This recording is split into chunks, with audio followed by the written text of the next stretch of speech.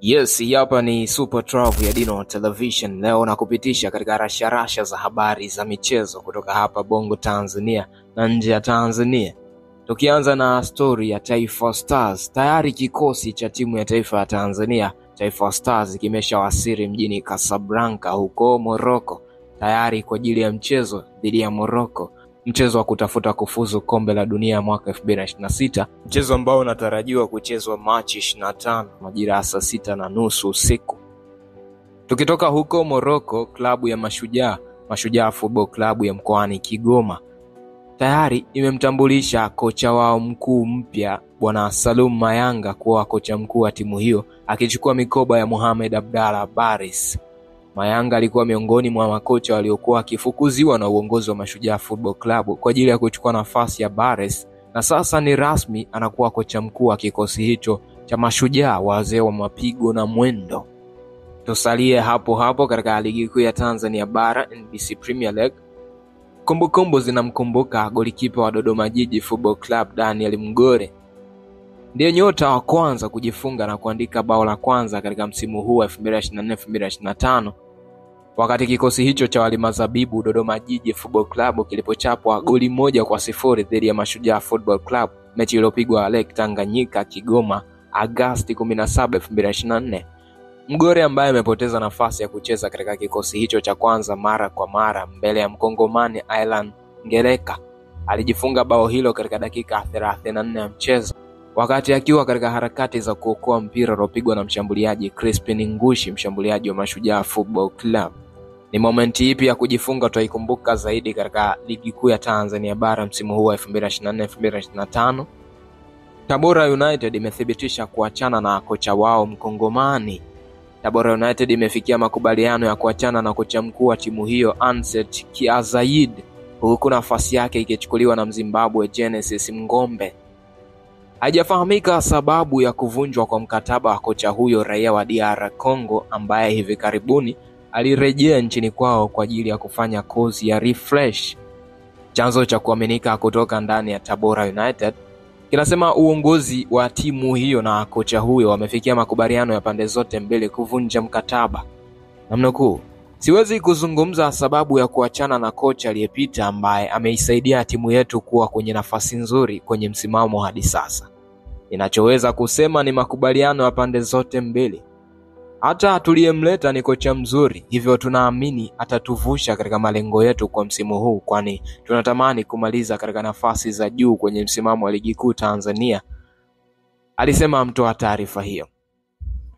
Alipotafutwa kocha Kiazaid kuzungumzia swala hilo, alisema amefikia uamuzi huo kwa makubaliano ya pande zote mbili, huku akisita kueleza wazi kwa kina ni sababu ipi iliyomfanya kuondoka katika kikosi hicho cha Tabora United.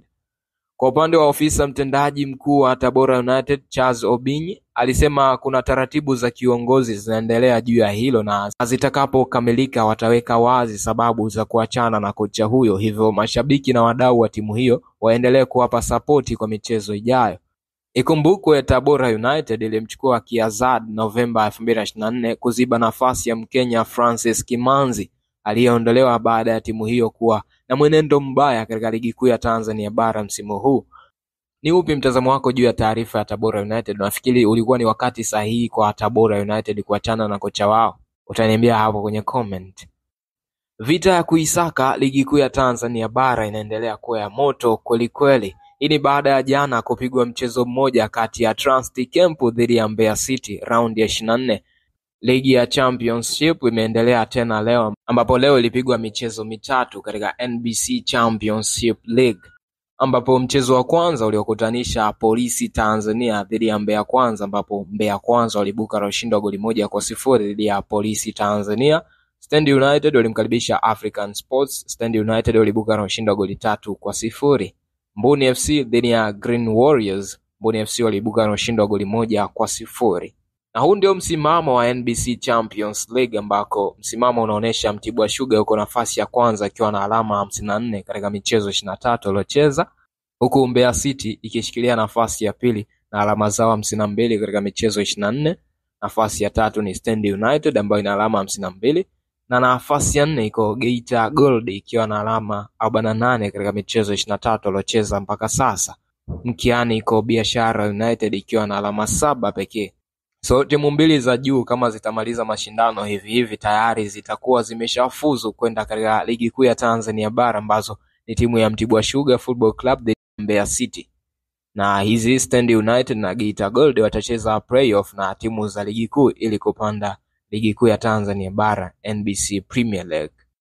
Twende tukaangazie taarifa mbalimbali nje ya Bongo Tanzania. Kuna taarifa ya mshambuliaji wa Napoli na timu ya taifa Nigeria Victor Osimhen mwenye umri wa miaka 26 ambaye mara kadhaa ametajwa kuwa na mpango wa kwenda England. Sasa imefichuka kwamba Victor Osimhen angependa kurudi Italy ambako Juventus inahitaji saini yake kwa sasa. Star huyo wa Nigeria kwa sasa anaichezea kwa mkopo Galatasaray ambako ameendelea kuonesha kiwango bora, na mkataba wake wa Napoli unatarajiwa kumalizika mwaka 2026.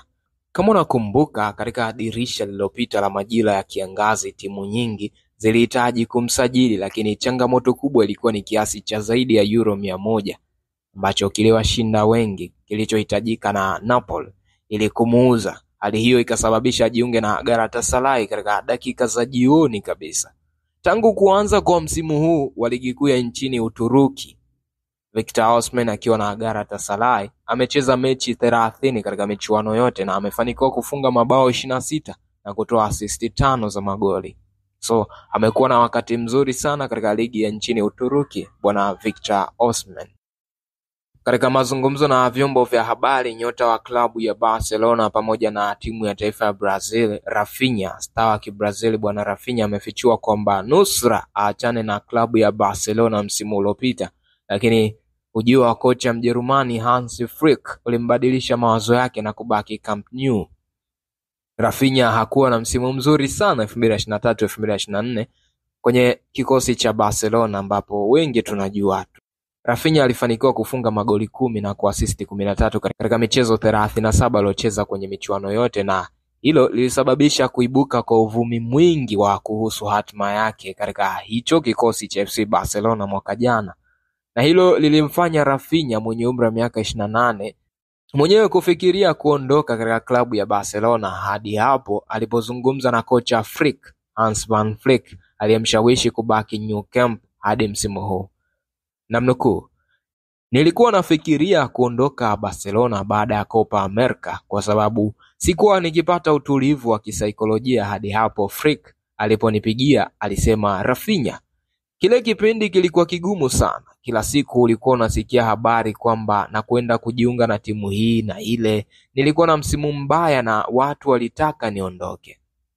Rafinha ni mmoja wa wachezaji ambao wamekuwa mahiri sana katika klabu ya Barcelona, akifanikiwa kufunga mabao 27 na kuassist mara 20 katika mechi 42 za michuano yote aliocheza mpaka sasa. Mbrazili huyo amefunga magoli 13 na ametoa assist 10 kwenye mechi 27 za La Liga, ligi kuu nchini Uhispania. Lakini kiwango chake kimekuwa bora pia kwenye ligi ya mabingwa barani Ulaya ambako amefunga jumla ya mabao 11 na assist 5 katika michezo 10 aliocheza mpaka sasa. Mpaka sasa klabu hiyo iko katika hatua ya robo finali ya UEFA Champions League. Lakini Rafinha pia alipata wasaa wa kuzungumza kuhusu Ballon d'Or. Aliulizwa swali na mwandishi wa habari kuhusu matamanio yake ya kuchukua Ballon d'Or mwaka 2025. Rafinha alisema hivi, namnukuu, ukweli Ballon d'Or sio malengo yangu binafsi, alisema juu ya tuzo hiyo na kuongeza, malengo yangu ni kufunga mabao, kuasisti na kuisaidia Barcelona na timu ya taifa kushinda mataji. Mambo yanapokuwa mazuri kwa klabu na timu ya taifa, basi hata kiwango chako binafsi kinakuwa vizuri. Hayo ndio maneno ya mchezaji nyota wa klabu ya Barcelona pamoja na timu ya taifa ya Brazil, Rafinha, akizungumza na waandishi wa habari. Hizo ndizo rasharasha za sport zilizotufikia Super 12 leo ya Dino Television. Karibu sana katika YouTube channel yetu ya Dino Television. Usisahau kusubscribe ili uwe wa kwanza kupata update stories zote kutoka kwetu.